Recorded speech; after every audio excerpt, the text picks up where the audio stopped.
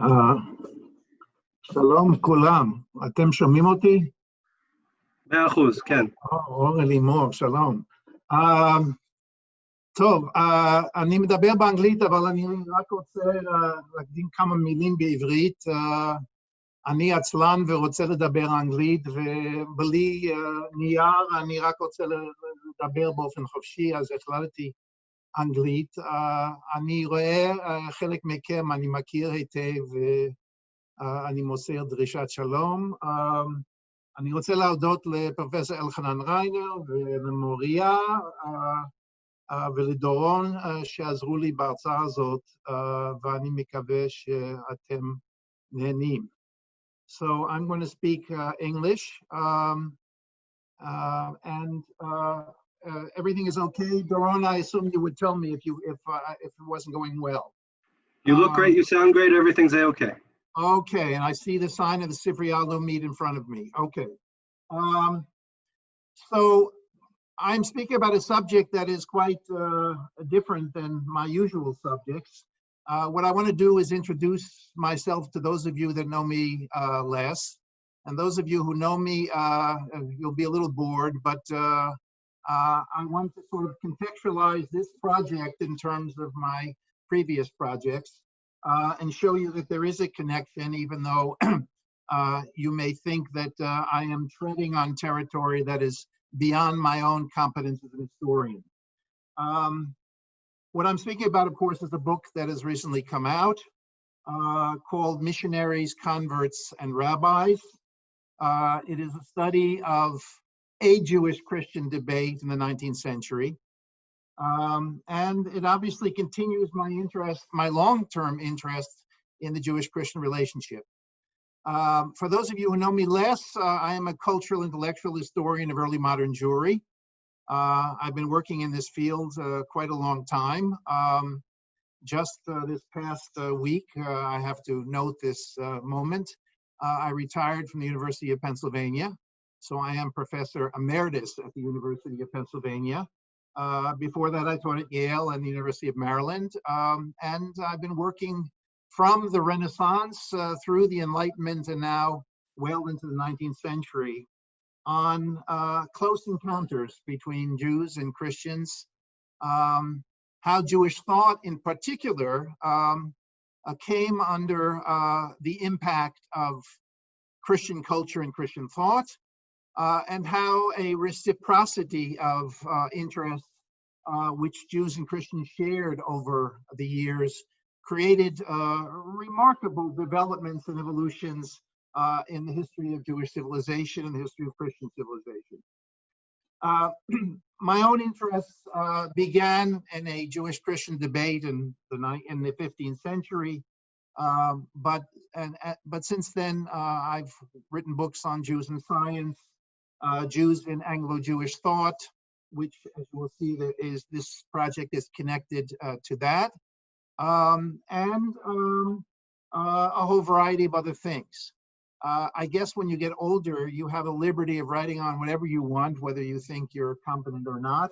Of course, I will be judged by what I publish, but at this stage, the joy of writing the product is more interesting than the actual reactions to what I produce. So the joy I've experienced, and I hopefully will share it with you in the next a half hour to 40 minutes or so. And I guess I should take a look at my watch so I keep track of where we are. Okay. Why the 19th century and why am I interested? There are two themes that have always attracted me in terms of Jewish history. One I've already alluded to, the history of Jewish-Christian interactions. Not that Jews are simply influenced by and assimilate into the larger culture, but that Jews draw from the other culture, either accept parts of it or resist it, or utilize it as a means, as a backdrop for understanding their own identity. As you will see in the case of this project, clearly Jewish thought evolves in the context of resistance to a Christian offensive, an attack on the Talmud. The other interest of mine is also a long-term interest, what Natalie Zeman Davis has called mingled identities. Others call border crossings. That is the difficulty of drawing boundaries between the two religious cultures, the two religious civilizations, and often the overlap, the possibilities, particularly in the early modern period, as I've argued in other books, where Jews in particular draw from Christian culture and redefine themselves in terms of that culture, particularly in an era where the church cannot command the 100% loyalty of its Christian population, nor the synagogue or the rabbinate can demand that loyalty as well. And I refer to groups like the conversos or particular groups within the sphere of Shabtaut, of Sabbatianism. These individuals begin to define themselves both with elements of Christian and Jewish identity. Therefore, it is always hazardous to define one as a Christian and one as a Jew without looking more closely at individual case studies. And that has always been my interest, to look at the marginal, to look at the ignored, and to look more deeply at this microcosmic view of Jewish history and Jewish thought, and to try to understand more fully what constitutes the various elements of a cultural identity. Now that brings me to this book. How did I get into the 19th century, which was beyond me chronologically? My last several books were on the 18th century, which was already a stretch. One could speak of the 18th century as being part of the early modern period. I won't get into the question of periodization. I've dealt with that issue as well. But the 19th century was a kind of accident. As many of you know, in exploring a footnote in a previous book, all of a sudden the name Alexander McCaul hit me in the face. And I said, who is this guy? And why is he mentioned several times? And why are my earlier books from the early modern period quoted in his writing? And that led me to discover, to my amazement, that Alexander McCaul was a missionary, not just a missionary, but one of the leading missionaries of the largest missionary organization in the history of Christianity towards the Jews. That is the London Society for the Promotion of Christianity Among the Jews, emerging in the early 19th century and lasting well into the 20th century in a variety of manifestations. Perhaps the most well-funded, the most politically powerful, with its tentacles stretched out all across Europe into the Middle East, publishing an enormous range of books and pamphlets, and sending out many of its representatives all over the world, a large proportion of them being themselves converts from Judaism, called by their detractors Mishumadim, or apostates. McCaul was a Christian himself who was born in Ireland, came to London where he met Joseph Fry, the founder of the London Society, and there he became infatuated with the call, the evangelical call, to missionize the Jews. And he studied at the Evangelical school in London, and then was sent with his wife and burgeoning family, the family becomes quite large, to Warsaw, where he spent the following 9 years in the 1820s, sitting in the epicenter of rabbinic culture, learning Hebrew and Yiddish and rabbinics, and becoming infatuated with the study of Talmud Torah. And that is not an exaggeration. There is no doubt that among the Christian intellectuals of the 19th century, McCaul was clearly quite educated, even though his Jewish detractors, as we will see, would make fun of his Talmudic knowledge. Nevertheless, for a Christian, we might say, he was quite familiar with Chazal. He returned to London to lead what eventually became known as the wonderful name Palestine Place, which is in East London. You can see remnants of Palestine Place. It was an entire campus for training missionaries to the Jews. It had services on Sunday with a Hebrew text. Its students studied all kinds of Jewish things as well as Christian theology. And from Palestine Place, where McCaul was the headmaster, a whole series of missionaries went out across the world to hopefully bring large numbers of Jews to the baptismal font. Eventually, he broke with the London Society, that is Alexander McCaul.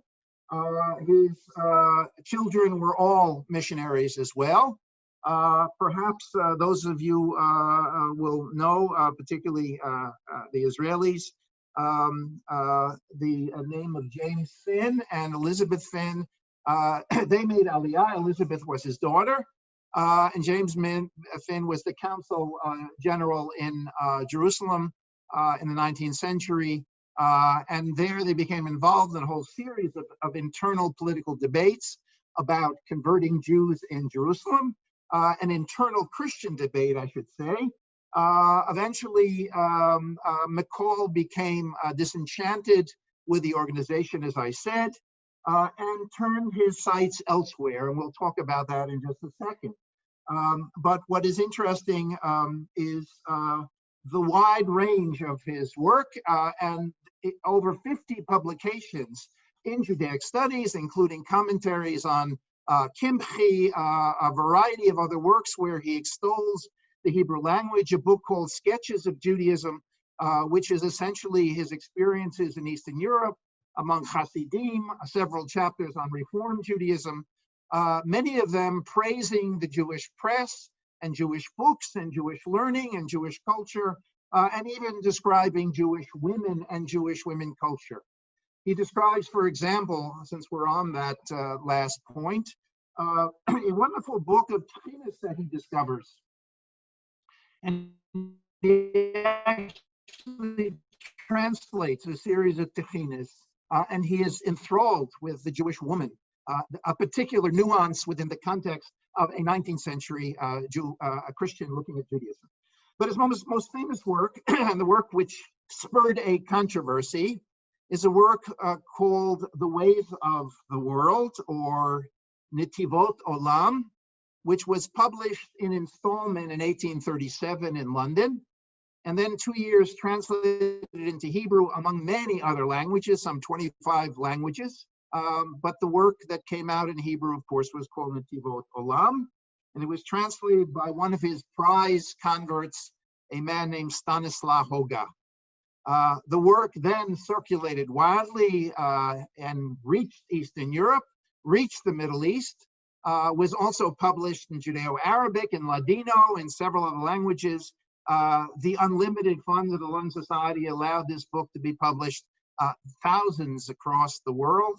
And by 1839, this had become a kind of mini Paul Celebre. Why? What are Jews to do with this book? And I can't help but mention the coincidence of 1839 being the year prior to 1840, which of course was the famous Damascus libel, which of course stirred the hearts and minds of Jews and Christians alike, made famous by the late Jonathan Frankel's wonderful book. There is a relationship between 1839 and 1840, not only because the dates are contiguous, but because Alexander McCaul published himself a work against the blood libel, speaking on his own behalf and also speaking on behalf of a group of some 60 Judeo-Christians, that is, Jews who had discovered Jesus Christ. And in so doing, disassociating themselves totally with the blood libel and arguing that Jews would never do such a horrible thing. So here is this so-called friend of the Jews writing a year earlier a very strong text against the Talmud, arguing that Judaism in its pure form is Old Testament Judaism, is the Tanakh, and the accretions of the rabbis have corrupted the pure Judaism. And what we must do to find the pure Judaism, of course, is to return to a pristine Christian faith. And of course, what he meant by that was not Catholicism, which in England, the 19th century, was called popery and something very negative, more negative than Judaism itself, but a pure Protestant faith, a faith which had eliminated all of the negative accretions, including the anti-Semitism associated with Catholicism, and was the pure faith which had returned and learned to appreciate its original Jewish heritage in a way that Catholics could never do.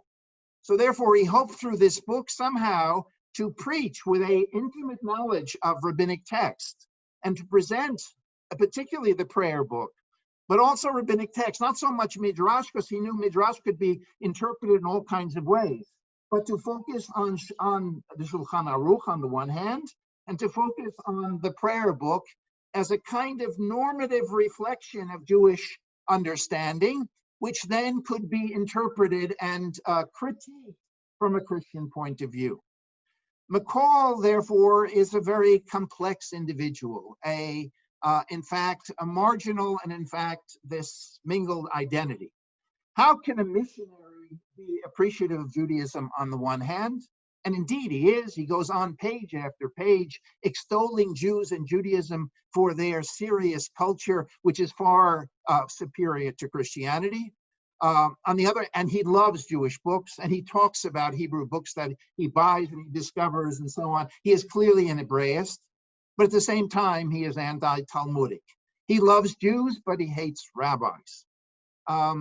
That ambiguity, of course, carries through with the entire book. Now, this book is not a biography of Alexander McCaul, although I spend 3 chapters on him. Let me say one more word about an aspect of his life, and then I'm going to go on and present the 7 other characters in the book in the time that I have remaining, and show you why this is not just simply a biography. McCaul, at the end of his life, he died in 1863. By the end of the 1850s, as I said, he had lost some interest in and resigned from the board of the London Society and took up a new interest, and that interest was biblical criticism. He was profoundly affected by several works that appeared in the early 1860s, which challenged the literal nature of the Bible and the authenticity of biblical events. We are quite familiar with the story of biblical criticism, but here this had infected the Anglican religious world, and he rose as really a man who was already sickly and near his deathbed to write an entire series of works against the biblical critics, against biblical criticism, and to forcefully argue for the Hebrew version as it stood, a literal interpretation of the biblical text. What is the connection between his critique of biblical criticism and his former missionizing? What is ironic about this is that as he becomes more involved in the thicket of this debate, he is accused of being a Judaizer, of loving Jews too much, of appreciating Hebrew too much, and of going overboard with his Jewish interpretations of the Bible. A certain irony here that the great missionary of the Jews would be accused at the same time of being a Judaizer. But of course, those of you who have studied post-colonial thought realize that if we interpret this phase of the missionary as being a kind of cultural imperialist, clearly the cultural imperialist often becomes infatuated with the subjects of his missionizing. And in the case of McCaul, there is no doubt that this particular formula works. He loved Judaism, and therefore his Christian rivals saw him as a challenge, which was particularly too Jewish from their perspective. So clearly, being a literalist, on the one hand, he could attack rabbinic Judaism as being unnecessary to reach the pure, pristine level of Judaism, which is, of course, the Tanakh. And at the same time, he could also accuse the biblical critics of misreading the biblical text as well. In both cases, they were misreading the origins of Judaism and therefore polluting and distorting. Now, let me expand my conversation. So the first 3 chapters deal with McCaul. But as I said, this book is not only about McCaul. It is about an attack, but also a response. On the one hand, those who were affected by McCaul were those who he succeeded in converting. And in the book, I deal with 2 characters who I think are fascinating mingled identities. One of them I've already mentioned. His name is Stanislav Hoga. The other is a man named Moses or Moshe Margoliot. Both were Eastern European Jews. Both came ultimately to England. Stanislav Hoga came from the Seer of Lublin, came from a Hasidic family in Poland, is well known for several of his Polish writings, which I don't know that well, but I did read a little bit with some of my Polish colleagues. But eventually was converted by McCaul in Warsaw, and followed him to London, where he became his cultural aide and his translator, as we said, of the Netivot Olam, in addition to several other works. The interesting aspect of Hoga, however, is that after a period of time, he becomes disenchanted with his work. He doesn't fit in. Somehow, he is a believer in Jesus. He leaves his family in Eastern Europe and adopts a new family, as the case of many of these converts, but he increasingly becomes more and more critical on society, and soon enters the Jewish press, and we see a whole series of works which he writes in English, beginning kind of modestly, but soon becoming quite open in attacking the aggressive nature of one society and the foolishness of trying to convert Jews and to denigrate their halachic system of Judaism.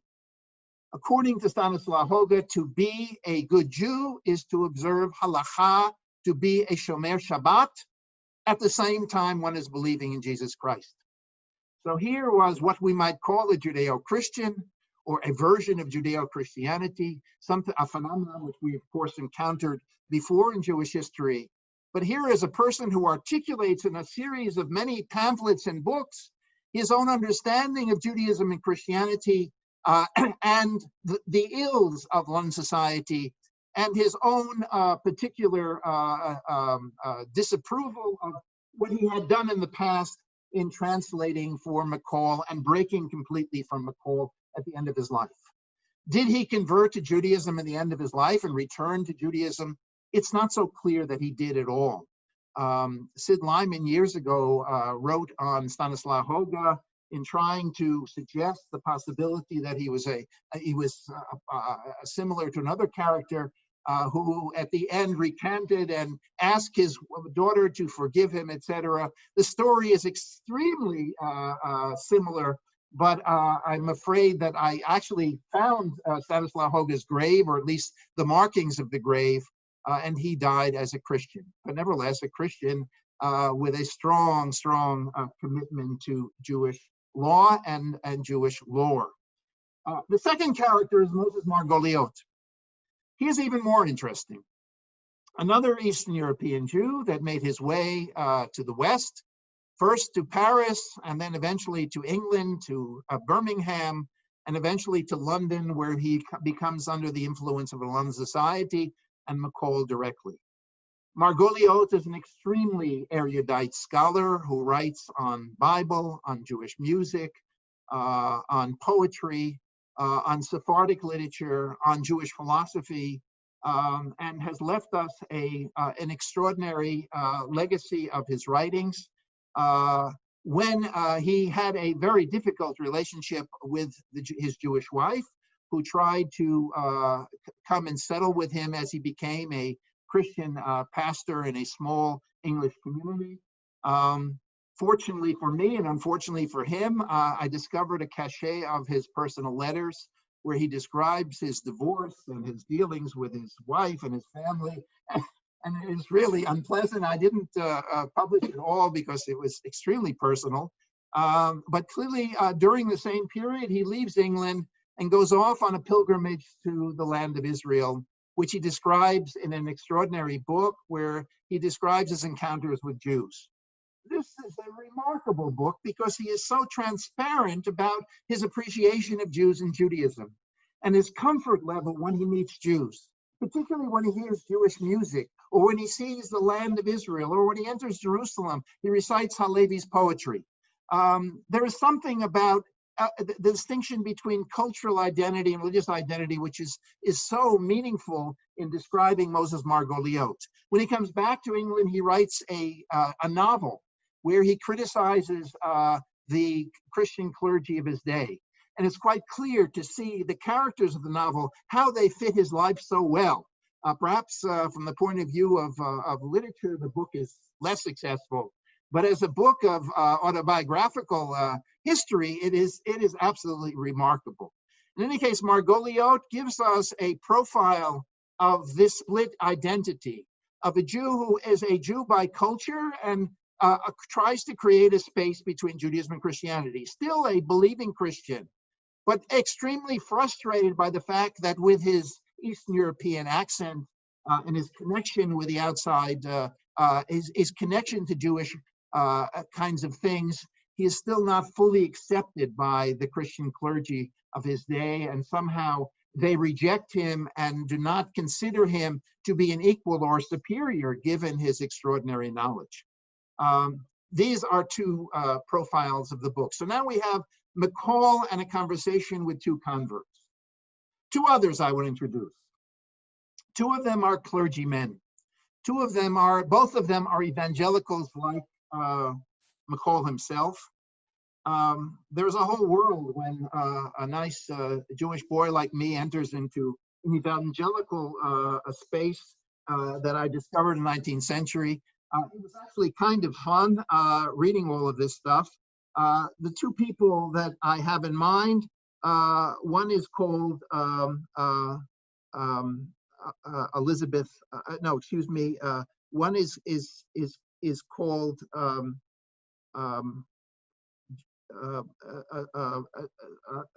Charlotte Elizabeth Atona, and the other is called John Oxley. Sorry that I slipped for a second. John Oxley is a very weird scholar of Judaism. He publishes a 3-volume work on how the Kabbalah is Christian, an old theme in trying to show the Trinitarian aspects of Kabbalah. He is extremely learned in rabbinic texts and in Kabbalah. He was supposed to have mastered 60 different languages.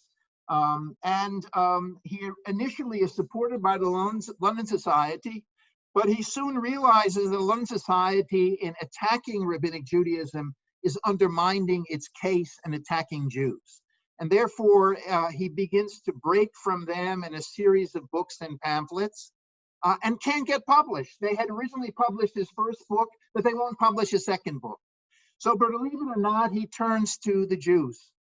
And he turns to the editor of The Voice of Jacob, a wonderful scholar named Jacob Franklin, a journalist, an editor.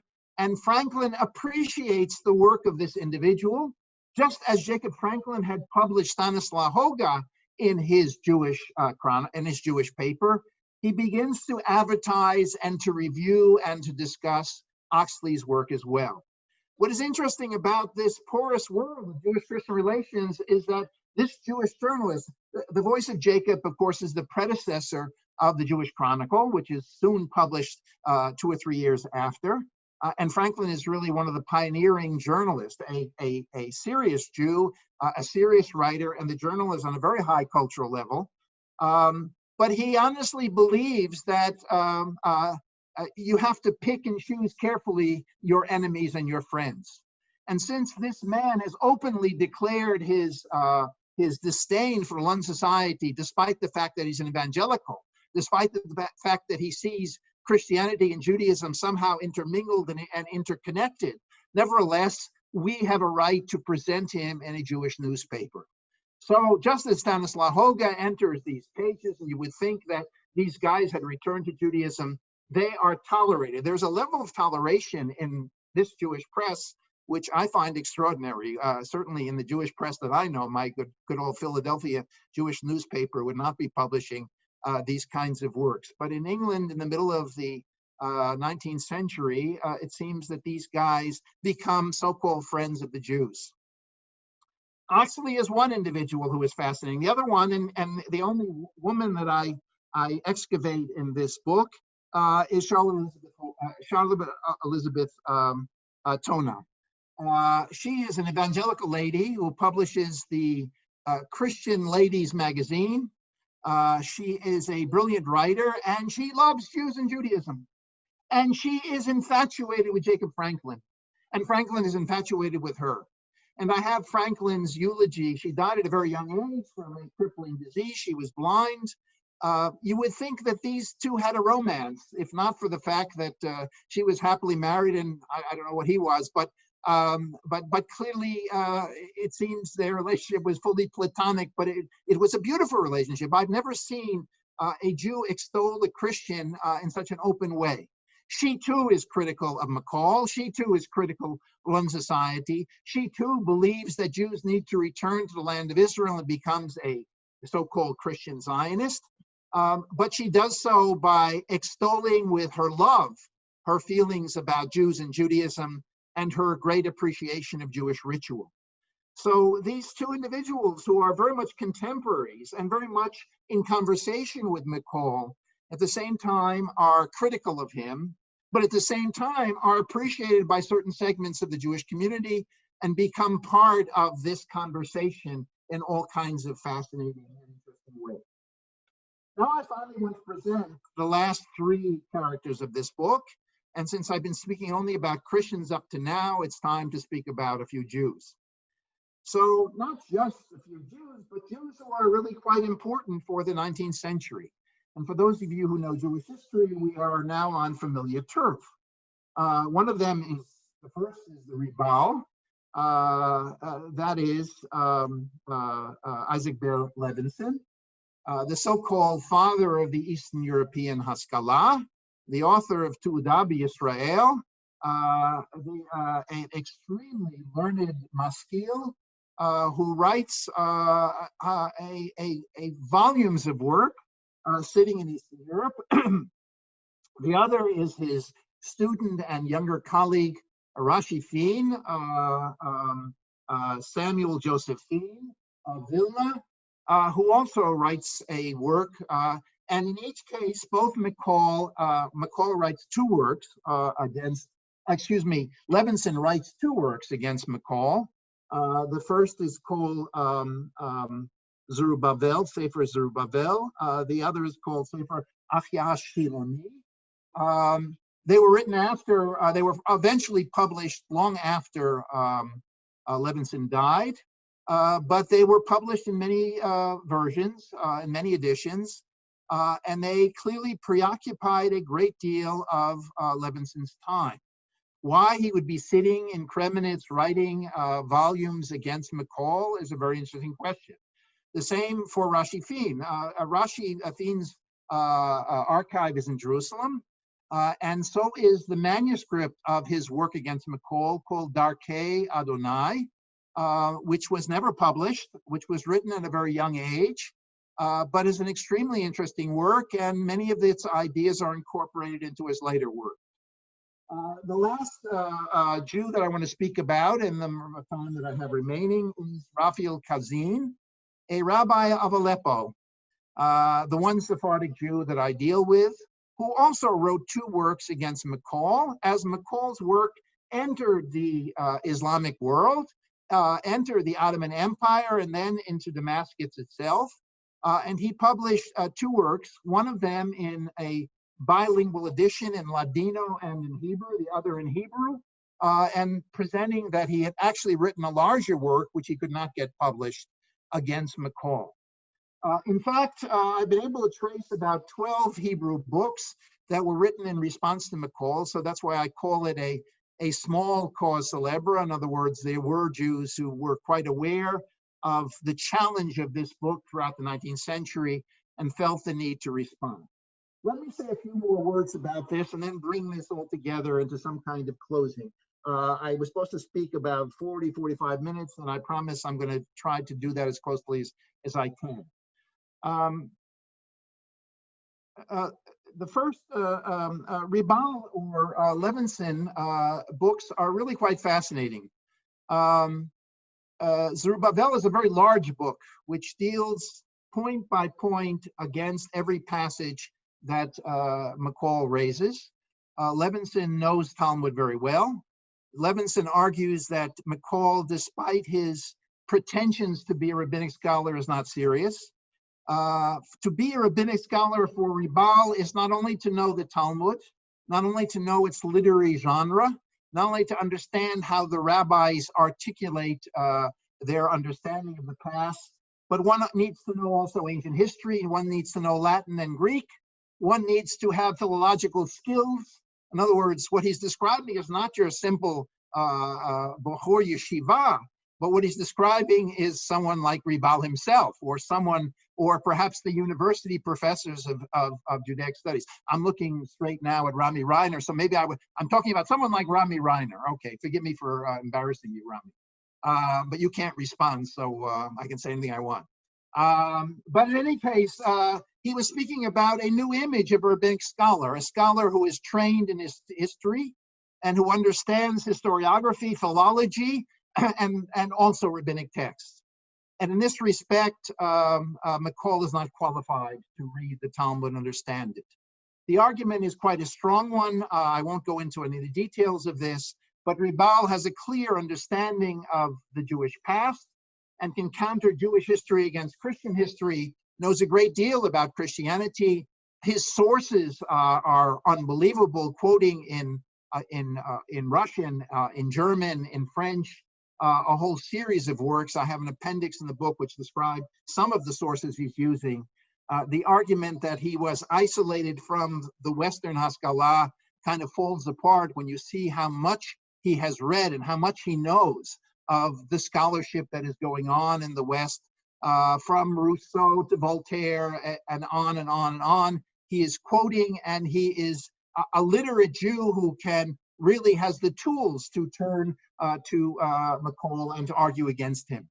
The work had been commissioned by Moses Montefiore, because Montefiore came to Eastern Europe to solicit him personally, knowing full well that there was no great scholar in England that could write against McCaul.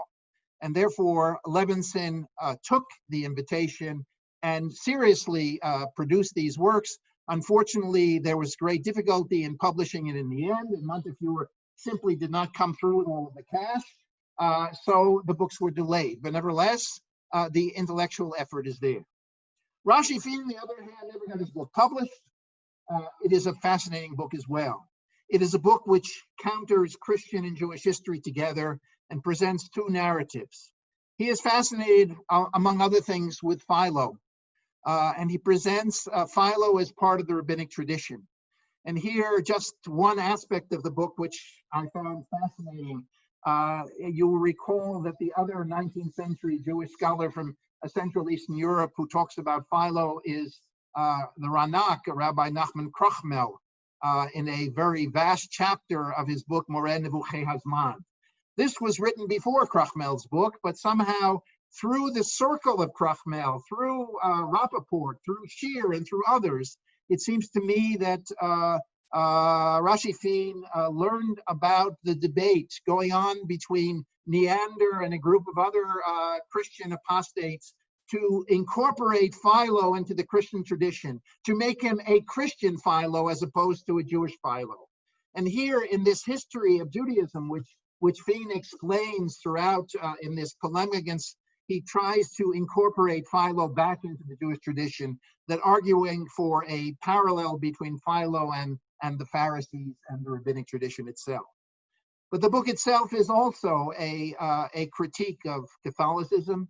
It is an argument for Jewish tradition. The one thing I want to say about both thinkers is that they are, on the one hand, defending rabbinics, but on the other hand, they are reforming rabbinics as well. These are maskilim. These are people who are critical of severe orthodoxy. So we have a certain irony here. A critic of the rabbinic tradition himself becomes a defender of rabbinic tradition. And in both cases, we have here a kind of historicizing of rabbinic culture to make it more meaningful and more relevant to the time. So what is going on here, therefore, is a refashioning, is a rethinking of rabbinics while putting down McCaul. Indeed, that is what is going on in the entire book. Jews are forced to respond to Christianity and are forced to rethink their own tradition in the context of this debate. Finally, let me present Kazin very quickly and then try to bring together a few themes, and I'm going to come close to finishing on time. Kazin is a fish out of water. What is a rabbi in Aleppo writing? It is a book that is less learned than the other two maskilim, but it is a work that has an extraordinary interest for those who study Jewish culture in the Middle East. I learned a lot from Yaron Harel about Kazin. Kazin was a rather controversial figure. According to an English document that Harel produced, he ran off to Europe in the middle of his career after getting into trouble with a whole series of rabbis and rabbinic posts. Comes back a kind of liberal Jew. I wouldn't call him necessarily a Reformed Jew, but a Jew who opens up a kind of counter congregation in Aleppo, where he calls himself the chief rabbi, and clearly is tinged by the notion of him writing polemics against Christianity. The work is a very serious work, although it is not, he doesn't use as many sources and he's not as intellectually learned as the other two, as I said. But what is interesting about his understanding of Judaism intrinsically and Christianity, for him, Judaism is a religion of the heart, Judaism is a religion of the soul, Judaism nourishes the soul. He's against things like celibacy, he's against things like missionizing. He sees a kind of fulfillment in halakha, which gives the Jews a certain simcha, a certain love of Judaism, which Christians can never expose, never appreciate. At the same time, Christianity has its own validity for Christians. There is a kind of toleration level in this work, which is quite extraordinary for a person polemicizing with Christianity at the same time. Let me summarize with 3 or 4 points. And here I just see Yisrael Yuval on my screen, and I'm mentioning Yisrael Yuval's name, and he's even smiling at me with somewhat of a smile. I would place this work in the context of works like Yisrael Yuval's work and others. I don't want to list the whole here bibliography of arguing, which is now more or less, I would argue, a conventional insight, not necessarily a radical insight when it was first presented. That Jewish thought is often shaped in the context of a Christian debate. As I argue when I began, both agreeing with and resisting at the same time. Clearly, as I wanted to argue here, this continues into the 19th century. The Jewish-Christian debate is not dead.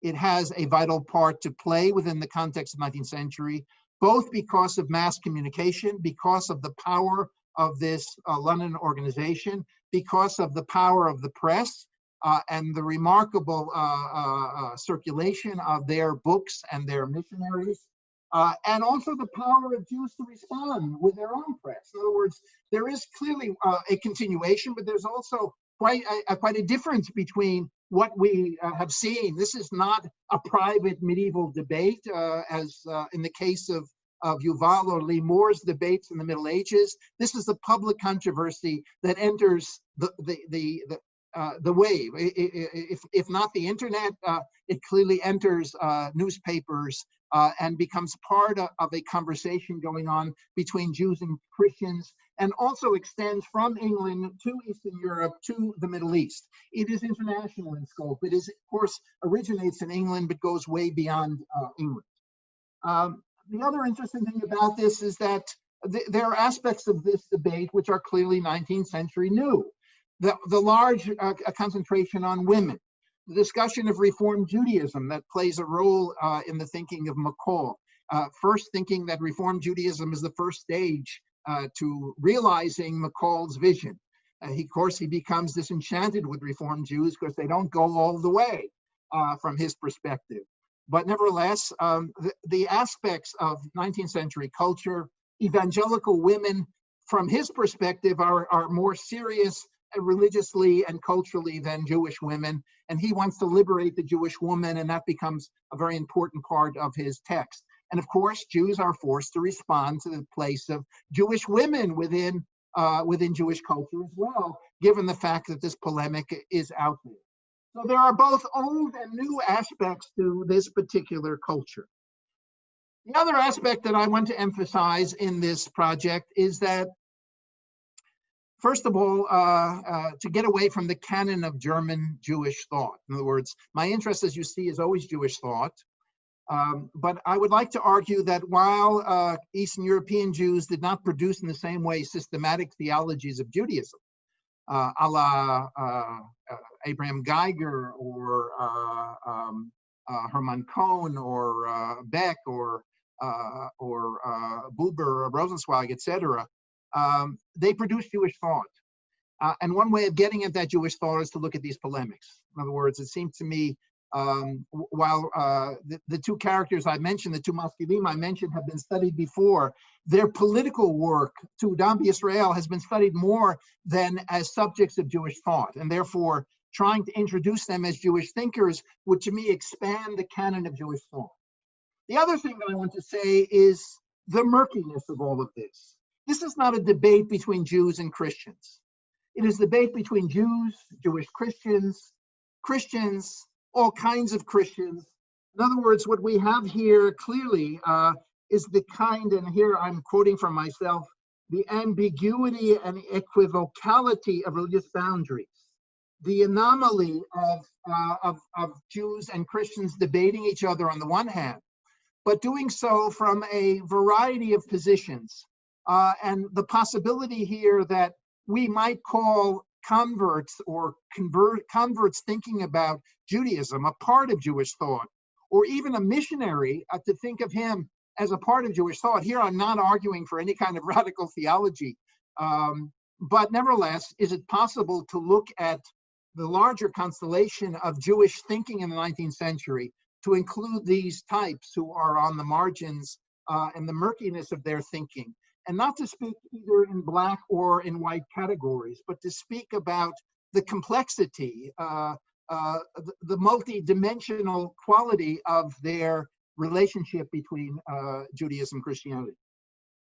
Last thing I want to say, just yesterday, I received the first reflection on my book from my friend and colleague Shaul Magid, who wrote in what's the name of the well, you'll find his article. It's a Jewish periodical online whose name is slipping right now.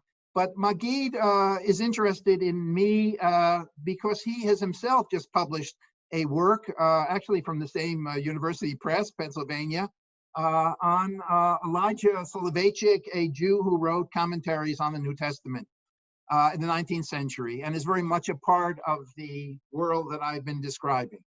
But Magid is also a theologian. He's not just an historian like myself, and therefore refers to my book in the context of a statement of Jewish theologians published 20 years ago called Dabru Emet, and argues for a new ecumenical interchange between Jews and Christians, that one should not dismiss this statement, but see it as a part of our world.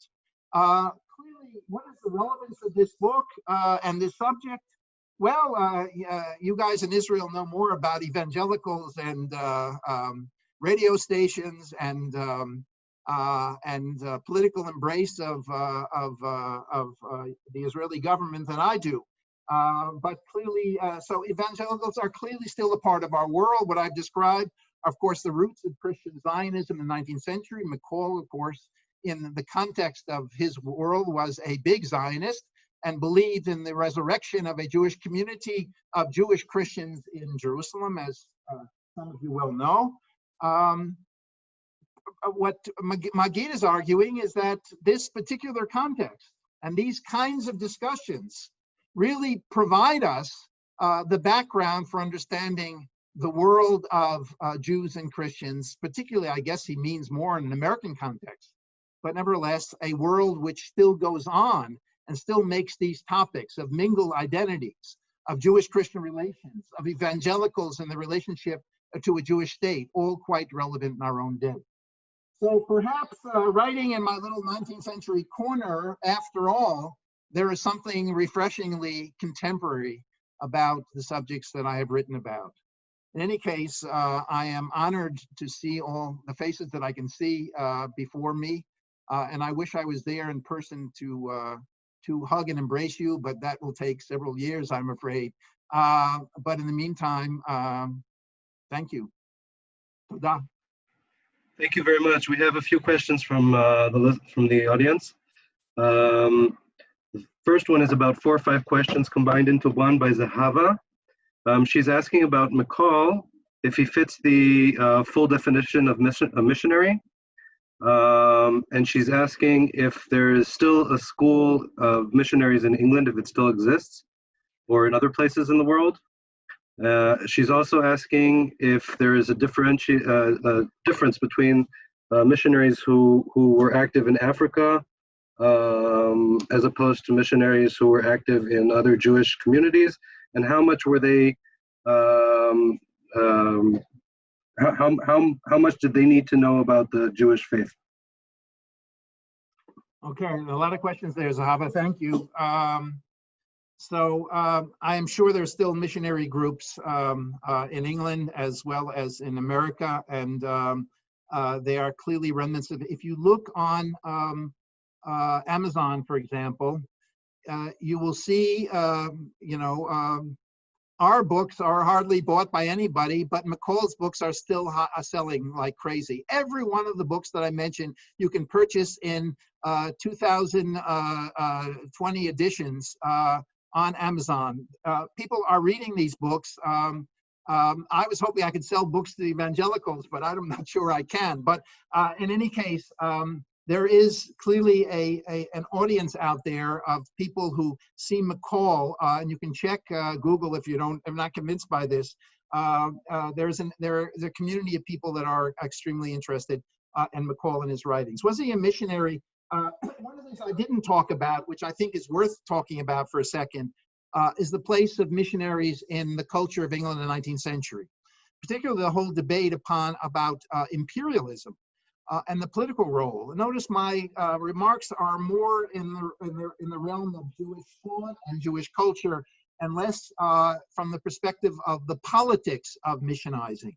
That is a big deal, and if one looks at the literature on the subject of missions in the 19th century, one will see an enormous literature of how missions were really the first stage or the first vanguard of troops of English going to essentially conquer the entire world and to bring the truths of the English Christian nation to the larger cultures of Asia, Africa, etc. I would define McCaul as a missionary because he clearly argued against those who were going abroad, that we can't ignore the Jews themselves.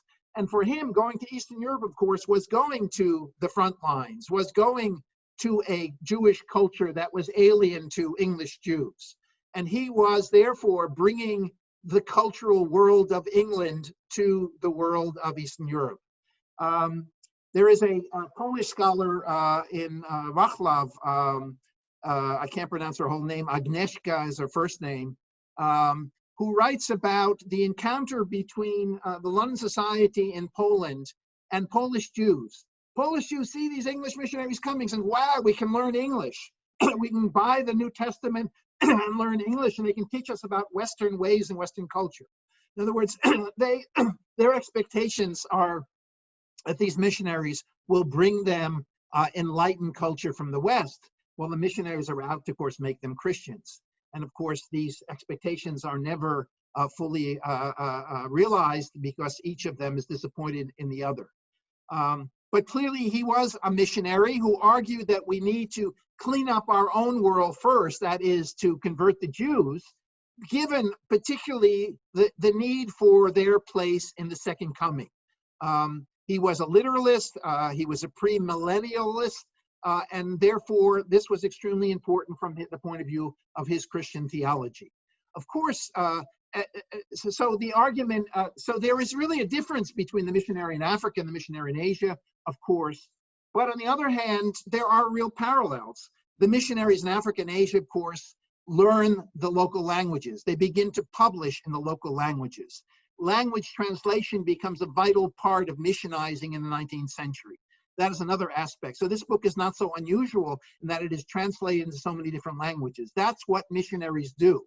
And by entering into the linguistic space of their subjects, they become a part of that culture as well, and are somehow conquered to some extent or come to appreciate their subjects as they are trying to convert them into their own faith. So in many respects, that dynamic of the mission becomes also a part of the experience of McCaul. Many more things to say, but let me take a few more questions. Okay, Tamara had a good question. Tamara, would you like to ask your question? Sure. Hi, David. Great to see you. Thank you so much. Wow. So my question was really whether you could reflect on the mingled identities you've seen in your work now compared to those that you've really, discovered and explained for so many of us in your work on mingled identities in the early modern period. If you see this as a different model of mingled identity, or if you see more similarities. Good. That's a good question. I have to think about the different, obviously the similarities are there. In other words, as I point out in my interest, particularly in the 17th and 18th century, the idea that, and I don't want to overstress this because I think I might have overemphasized it in the past, but the fact that Jews choose to be what they are. I'm thinking here, for example, of Amsterdam. Jews can choose to be in the synagogue or choose to be outside the synagogue. They can choose to remain Catholic, or they can go halfway, or they can show up in synagogue on Yom Kippur, or they can simply be cultural Jews, etc., etc. In other words, that whole dynamic begins much earlier than what I'm talking about in the 19th century. I guess in the 19th century, it becomes more pronounced, however. It becomes more open. And we have here a larger wave of conversionary activity. Now, of course, we could point to plenty of missionaries in the 17th and 18th century as well, particularly coming from Germany and German pietism, for example. But the scale of the 19th century is so much larger. The means of communication are larger. So I guess I would argue that the phenomenon exists earlier and in very similar forms. But here, it becomes more pronounced, more visible, more open, more accepted by a Jewish community, at least the one I experienced in England. And we even can recognizable what are called, at least one author calls, a Judeo-Christian movement. In other words, a group of individuals who define themselves as Jews within the Christian faith. In other words, the whole background, I guess we would call today Jews for Jesus and the like. So I guess, to answer on one foot, I would have to think about and clarify even more, but it seems to me the phenomenon existed before, but it develops in more pronounced ways, as I suggested, in the 19th century. But there is a difference, and the difference is that these individuals who were considered to be really mishumadim, they were considered to be outside the pale, at least in enlightened, assimilated Jewish communities. I'm not sure Eastern Europe would necessarily accept these kind of individuals. They do exist in the context of the 19th century. Just to add one more thing that I didn't mention. Todd Edelman, my colleague, talks about two kinds of converts, converts of convenience and converts of conviction. The overwhelming majority of converts in the 19th century, of course, are converts of convenience. and he therefore emphasizes the social economic background of conversion in the 19th century. And he's right. My interest, of course, is in the latter group because I see them as part of Jewish thought, in broadly defined. So they are still a minority group. I don't want you to think that we are speaking about thousands and thousands. We're still speaking about individuals, but very conspicuous individuals, individuals who clearly touch other individuals. And therefore, I mean, what is intellectual history if not a history of elites and of small groups in the first place? And just to read the quality of their thinking about Judaism suggests to me that they have a place in this conversation about what it means to be a Jew in the 19th century. I just wanted to add that. Thank you, Tamara. Great to see you. You're still in Florida. Thank you very, very much. There are many compliments and regards in the chat. I'll send you the chat conversation in a moment. For our audience, there's a short survey that we would love for you to answer in Hebrew if you'd like. The link is now in the chat. And I'm putting another link to our website with more events in the future and our past events recorded there in the archive section. I'm going to open all the microphones so that people can thank the professor personally. And if anyone obviously has any other questions, thank you very much, Professor. Thank you. Good to see you. Oh, yes, it's impossible. There's an embarrassment of riches here. That's it. Thank you, David. I appreciate it. By Your those beard is grown. Wait, who just came on? Wait, after you. Wait, who was that? It was Shaul. Shaul, see, I even mentioned you in my lecture. Thank you. Great talk, David. Shaul, great to see you. Great to see you. Shaul, I have a proposal to you. We have to go on the road and have a conversation together. Okay, we'll do it. We'll talk privately. Okay. Why don't we do it at Dartmouth? Wow, at Dartmouth, yeah. I can go to Lake Sunapee. Shaul is my new colleague at Dartmouth. Hi, how are you, Susie? Shaul, you better talk to Reuven Bonfiel and to Shmuel Feiner before you agree to go on the road with David. Right, because they Exactly. didn't like me. Anyway, Shaul, thank you, yes, for writing about me. I appreciate it. Thanks for the book. It was great. Thank you for your book, your many books. I see Yehuda Galinsky. I see Susie Heschel. I see Yossi Chayes. Wow, this is too good to be true, but I can't reach out and touch you. The great talk, David. Thank you, Yehuda, for listening. And I want to hear more about Warsaw. Okay, why? Are you from Warsaw? No, but it's interesting to see this fellow's perspective. You can go read his book in the library there. It's sitting there. You have a PDF of it? No, I actually have. I have it Xerox. Believe it or not, I got it a long time ago. You'll have to go get it again. Okay. The library is open now, right? Yeah, I was there today. Isn't Professor Reiner around, or he's off already? Only. He disappeared, it looks like. Aura, how are you? I'm good. How come you never age? You look as young as ever. Well, it's secret. It's a secret, okay. תודה ששמעת אותי. היה תודה רבה מאוד שוב מעניין, לכולם. דיוויד. מאוד מאוד מעניין. תודה רבה. שוב תודה. דיוויד, תודה רבה. תודה, להתראות. תודה. להתראות. ביי. שלום. שלום, מה שלומך? בסדר גמור, מה שלומכם? ברוך השם, בסדר. Wow, I haven't seen you for so many years. My old HUC colleague. אנחנו עוד זוכרים בחיבה את השהות שלנו בפילדלפיה. תודה רבה. מי לא?